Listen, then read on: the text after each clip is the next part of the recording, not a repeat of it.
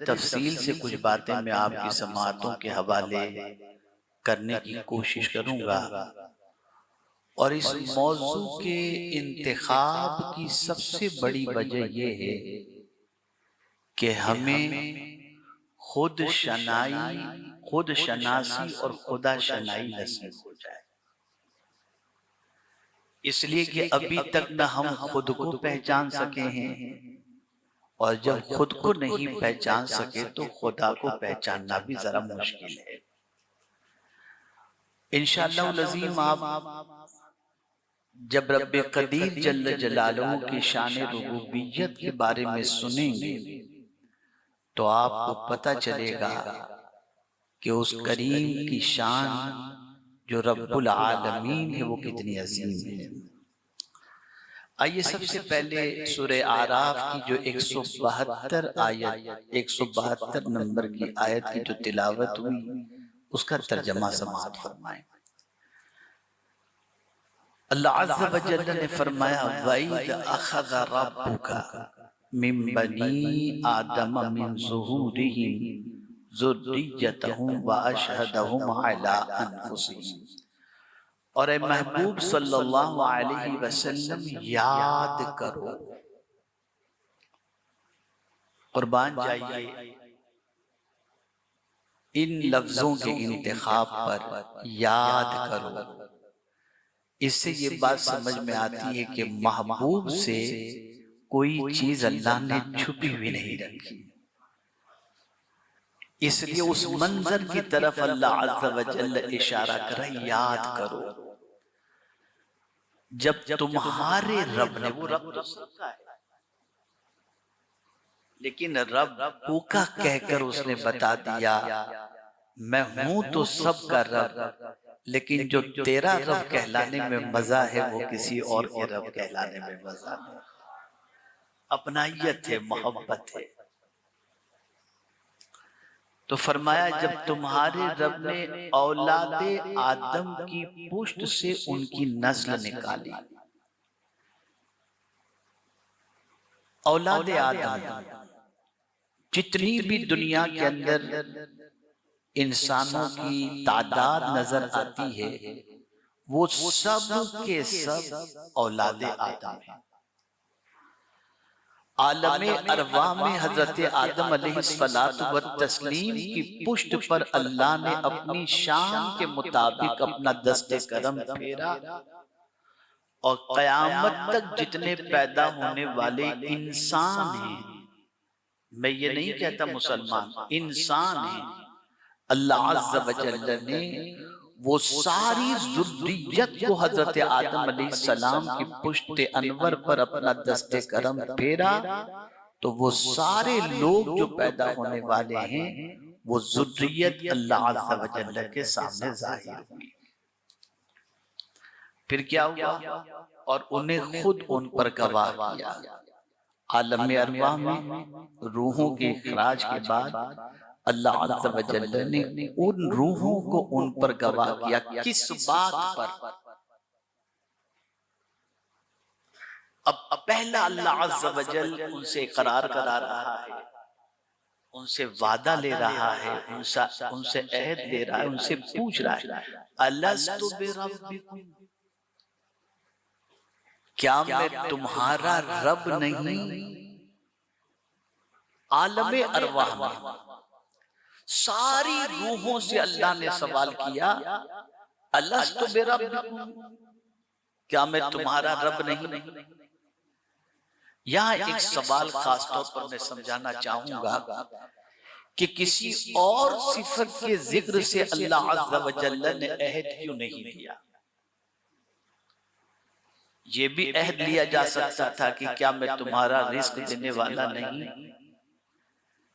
क्या मैं तुम्हारे ऐबों को छुपाने वाला नहीं, क्या मैं तुम्हें जिंदगी देने वाला नहीं, क्या मैं तुम्हें पैदा करने वाला नहीं। सवाल ये पैदा होता है कि और किसी सिफत से अहद लेने की बजाय अल्लाह ने लफ्ज़े रब और इस सिफत से अहद क्यों लिया? और आखिर लफ्ज़े रब के अंदर और अल्लाह की इस सिफत के अंदर कौन सी ऐसी अजीम खूबी मौजूद है जिसकी बुनियाद पर रब कदीर जल्ल जलालहू ने इसी सिफत से अपने बंदों से अपने बारे में अहद लिया, अलस्तु बिरब्बिकुम। अब रब किसे कहते हैं थोड़ा सा इसे समझें। मैं बहुत मुख्तसर अंदाज से समझाऊंगा ताकि आपकी समझ में बात आ सके। रब कहते हैं इस तरह से तरबियत करना किसी चीज की कि तरबियत करके उसको कमाल तक बतदरीज पहुंचाना, स्टेप बाय स्टेप किसी चीज को कमाल तक पहुंचाना, इसको कहते हैं रब और इसको कहते हैं तरबियत।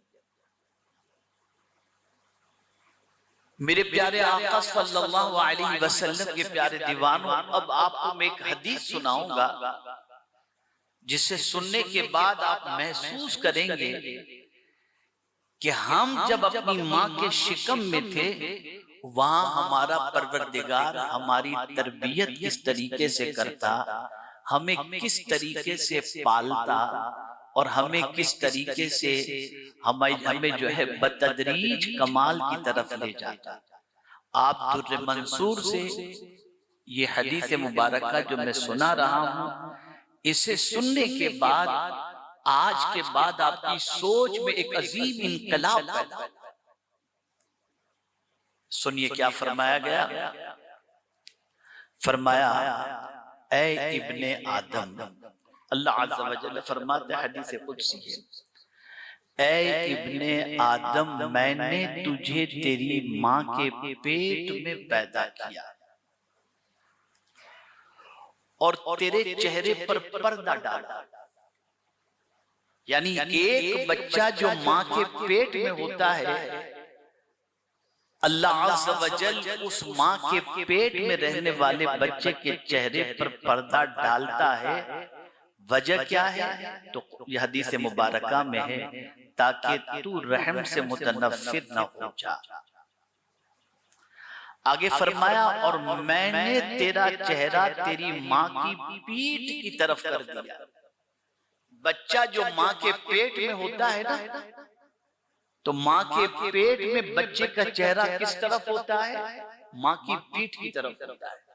प्रोसीजर देखिए आप, साइंस आज कुछ भी कहे, परवरदिगार और उसके प्यारे महबूब का क्या कहना। अल्लाह अकबर। साइंस जहां दम तोड़ देती है वहीं से कुरान और हदीस के बारे में अल्लाह अज़्ज़ा व जल्ल के फरमान पर यकीन का सिलसिला और इल्म का सिलसिला शुरू होता है। तो फरमाया तेरी माँ की पीठ की तरफ तेरा चेहरा कर दिया। ताकि क्यों किया माँ की पीठ की तरफ? अब वजह बयान फरमाई जा रही, ताकि खाने की बू तुझे तंग न करे। खाने की बू तुझे तंग न करे इसलिए कि खाना पेट में जाने के बाद गलाजत बन जाता है। कोई भी खाना किसी जगह पर बहुत देर तक रखो तो उसमें से बू आने लग जाती है। तो अब वो बू की वजह से आदमी को नफरत पैदा होती है। आप देखते होंगे घिन पैदा होती है, तबीयत के अंदर बदमजगी पैदा होती है। और एक दिन उसको माँ के पेट में नहीं गुजारना है, उसको वहां पर 9 महीने गुजारना है। तो अल्लाह ने चेहरा पीठ की तरफ कर दिया ताकि खाने की बू से उसको जीने में दुश्वारी पैदा हो। कुर्बान जाइए मेरे रब की तरबियत देखें, परवरिश देखें। और फिर तुम्हारे दाईं तरफ तकिया लगाया और बाईं तरफ भी तकिया लगाया। तुम्हारे दाईं तरफ का तकिया जिगर और बाईं तरफ का तकिया तिल्ली को बना दिया। कुर्बान ये मेरे रब की परवरिश का अंदाज है। नजर आ नहीं रहा लेकिन पाल रहा है। नजर आ नहीं रहा लेकिन किस शान से पाल रहा है। फिर फरमाया और मैंने तुम्हें तुम्हारी माँ के पेट में खड़ा होना और बैठना सिखाया। एक बच्चा अपनी माँ के पेट में खड़ा भी होता है और बैठता भी है। ये किसने उस बच्चे को सिखाया? तो रब फरमाता है ये मैंने सिखाया, मैंने सिखाया। और आगे अल्लाह अज़्ज़ा व जल्ल इरशाद फरमाते ये काम मेरे सिवा कोई और कर सकता है? ये काम मेरे सिवा कोई और कर सकता है? बस जब तुम्हारा वक्त पूरा हुआ, अब देखें बच्चा माँ के पेट से जब निकलता है तो उसकी सिचुएशन क्या होती है। इस हदीस मुबारका में इसको एक्सप्लेन किया गया है, फरमाया गया जब तुम्हारा वक्त पूरा हो गया और मैंने रहमों के जिम्मेदार फरिश्ते, याद रखें आप और हम जो है ना, हमारे साथ मुहाफिज फरिश्ते लगे हुए, हर एक के साथ हिफाजत करने वाले फरिश्ते हर एक के साथ लगे हुए हैं। बल्कि फरमाया गया कभी ऐसा होता है कि बिल्डिंग गिर जाती है और 3 दिन के बाद कोई बच्चा वहां से जिंदा निकलता हुआ नजर आता है तो लोग कहते हैं कि बच गया। फरमाया गया बच नहीं गया, बचा लिया गया, बचा लिया। इसी तरीके से कोई बंदा 7वीं मंजिल से नीचे गिरता है, आदमी समझता है कि गिरा लेकिन इसको कुछ नहीं, बच गया, बच नहीं गया, वो बचा लिया।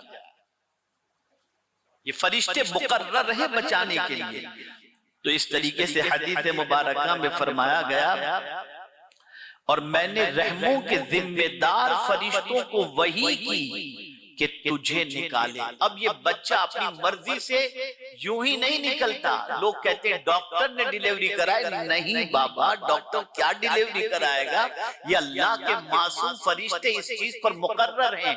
इसलिए इस चीज को याद रखें, बच्चा अपनी माँ के पेट से कब निकलेगा ये आज तक कोई डॉक्टर बता ही नहीं सकता।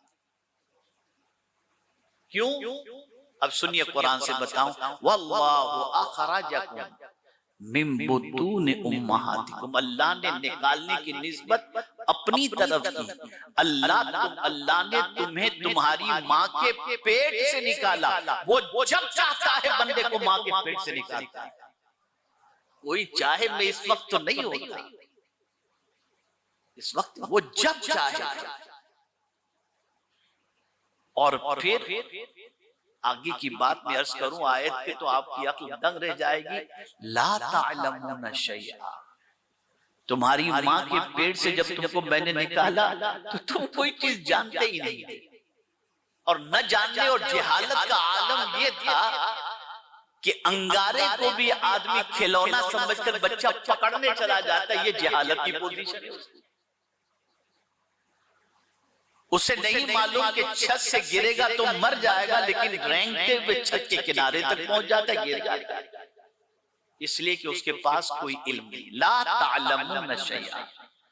अब सोर्स ऑफ एजुकेशन, उसको किस चीज के जरिए अल्लाह ने इल्म अता फरमाया। वजअल लकुमुस समअ वल अबसार वल अफइदा, तुमको हमने समाअत दी, बसारत दी और दिल अता फरमाया।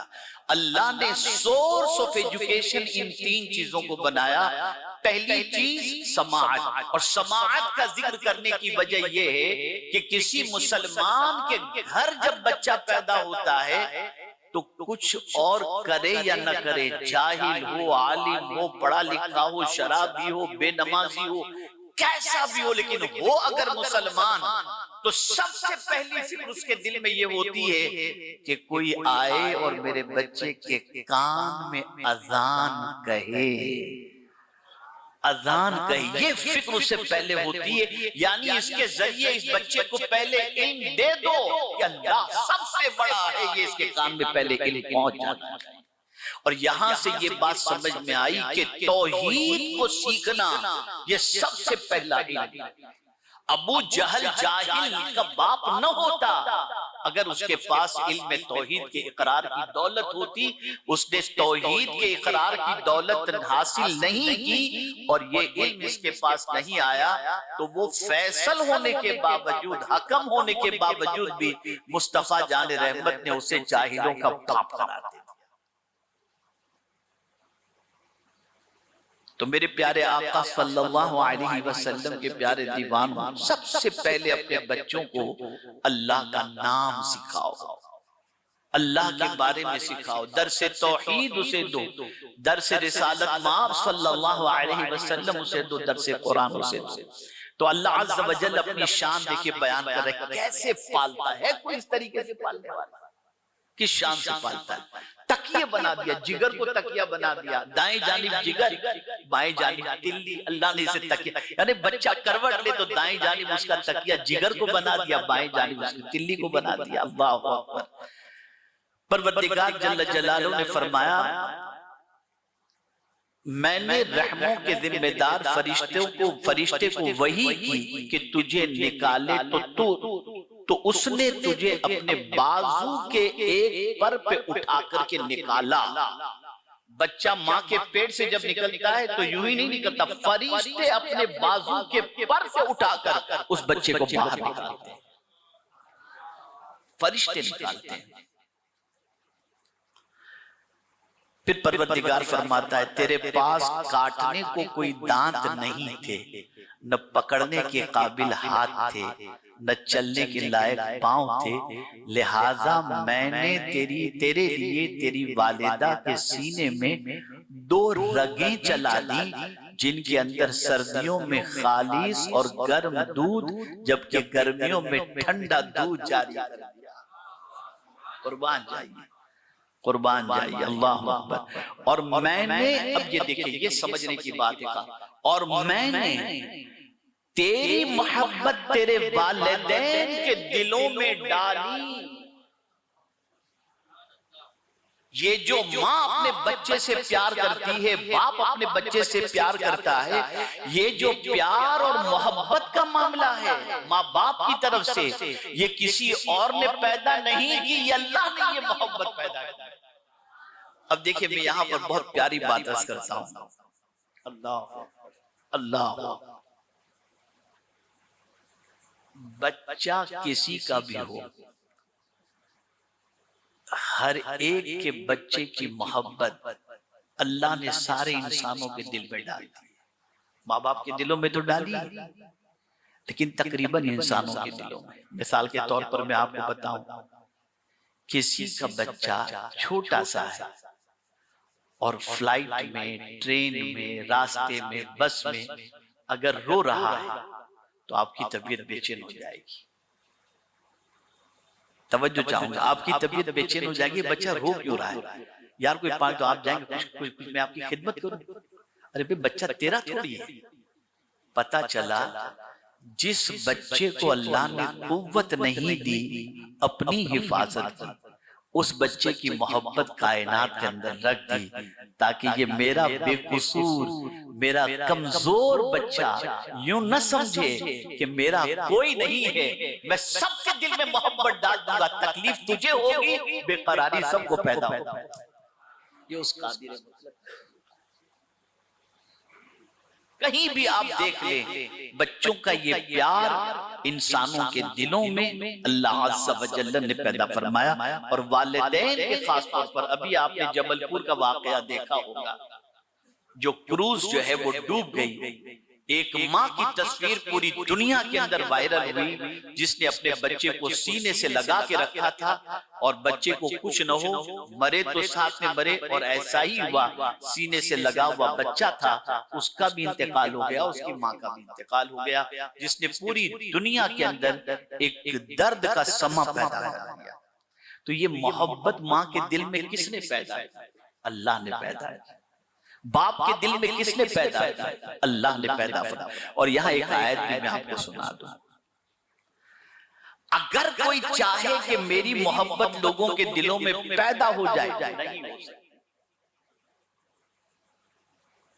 करोड़ों खर्चा करके आदमी सोचे मेरी मोहब्बत पैदा हो जाए, नहीं। लौ अनफक़्त मा फिल अर्द जमीआ मा अल्लफ़्त बैन क़ुलूबिहिम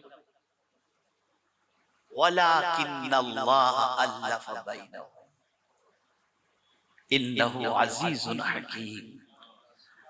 अल्लाह जब चाहे किसी के दिल में मोहब्बत पैदा करना, तो वो मोहब्बत पैदा कर देता है।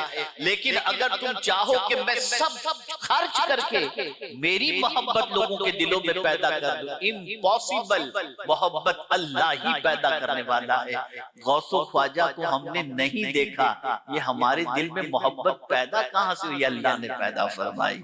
इमाम इश्क को मोहब्बत को हमने नहीं देखा, ये मोहब्बत का चिराग क्यों जल रहा है? ये अल्लाह ने मोहब्बत का चिराग जलाया है। आगे अल्लाह अज़्ज़ा व जल्ल इरशाद फरमाते हैं, अल्लाहु अकबर, मैंने तेरी मोहब्बत तेरे वालिदैन के दिलों में डाली तो वो उस वक्त तक, अब देखिए मोहब्बत का एक मिसाल कितनी अच्छी अल्लाह पेश फरमा रहा है, वो उस वक्त तक न सोते जब तक तू न सो जाए। अल्लाह अकबर, आप जरा सोचो ये मोहब्बत कितनी अजीम कि बच्चा न सोए तो माँ बाप नहीं सोते। ये बच्चा तो कमा के नहीं खिला रहा, तवज्जो चाहूंगा, अभी कमा के तो नहीं खिला रहा है, माँ बाप की जरूरत तो पूरी नहीं कर रहा है, माँ बाप का सर और हाथ पैर तो नहीं दबा रहा है। ये नन्हे से बच्चे की मोहब्बत बेगर्जी के साथ माँ बाप के दिल में किसने डाली? ये मेरे परवरदिगार ने डाली, ये रब्बे कदीर जल्ल जलालहू ने डाली। अल्लाहु अकबर। और फिर अल्लाह अज़्ज़ा व जल्ल फरमाते, जब तक तेरी कमर मजबूत हो गई और तेरा जोरे बाजू इंतहा को पहुंच गया तो तू तब देखिए अल्लाह अज़्ज़ा व जल्ल बंदे को झिझोड़ रहा है, मैंने पाला, तेरे बाजू में मैंने कुव्वत दी, तुझे चलने के लायक मैंने बनाया, तुझे कुव्वत व तवानाई मैंने अता फरमाई, और तूने क्या किया? तूने क्या किया?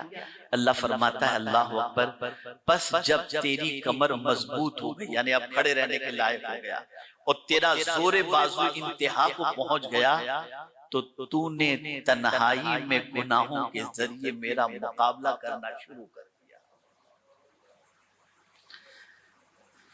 यानी मेरी दी हुई कुव्वत से अब तुम मेरे खिलाफ ही काम करना शुरू कर दिया। अल्लाह अकबर।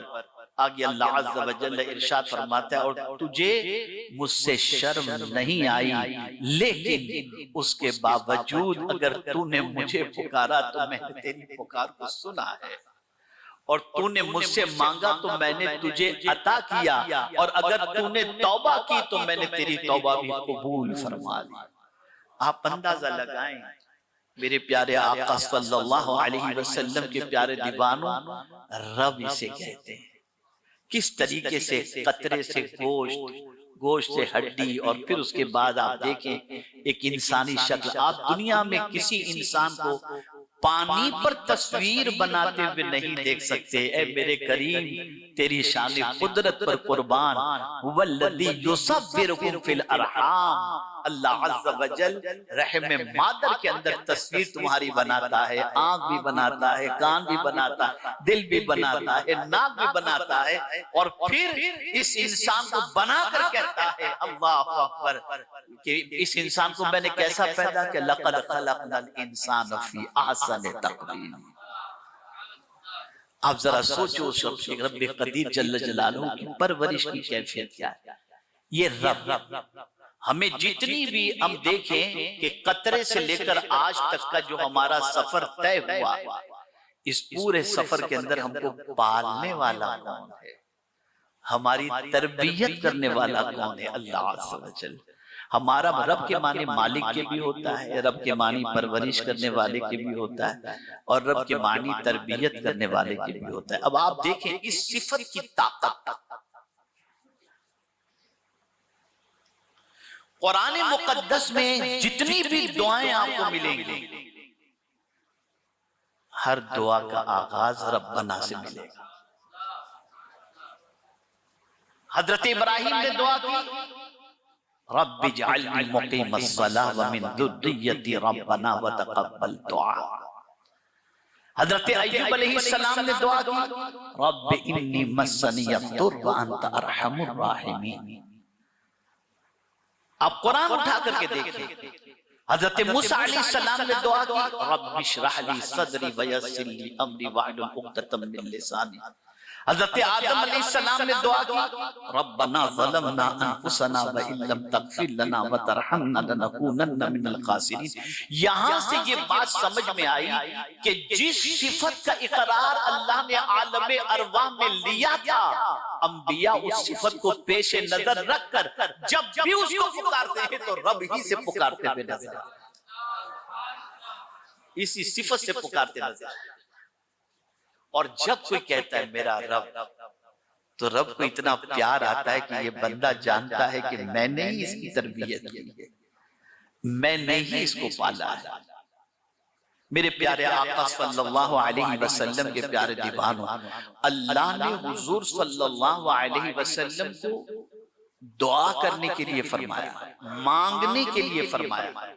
तो मांगने के लिए भी किस सिफत के साथ दुआ करनी चाहिए, वो भी रब ने फरमाया, वकुल रब्बि ज़िदनी इल्मा। यहां भी लफ्ज़ रब, कहो ए मेरे रब मुझे इल्म ज़्यादा अता फरमा। एक मकाम पर फरमाया हुजूर सल्लल्लाहु अलैहि वसल्लम से, वकुल रब्बिगफिर वरहम व अंत खैरुर राहिमीन। यहां से ये बात समझ में आई कि लफ्ज़े रब ये इतना ताकत वाला है और अल्लाह अज़्ज़ व जल्ल की सिफत रुबूबियत ये इतनी अज़मत वाली है कि जब कोई बंदा अपने रब को, अपने परवरदिगार को इस सिफत के साथ पुकारता है तो उसकी रहमत को प्यार आ जाता है और परवरदिगार जल्ल जलालहू राजी होता है और फरिश्तों से फरमाता है, ये मेरा बंदा जानता है कि इसको पालने वाला मैं ही हूँ। अगर आपको यह इस्लामिक बयान पसंद आई हो तो लाइक करें, अपने दोस्तों को शेयर करें और हमारे उम्मे इस्लामिक चैनल को सब्सक्राइब करना ना भूलें। अल्लाह ताला हम सब को दीन के बारे में जानने की तौफीक अता फरमाए। अस्सलामु अलैकुम रहमतुल्लाहि व बरकातहू।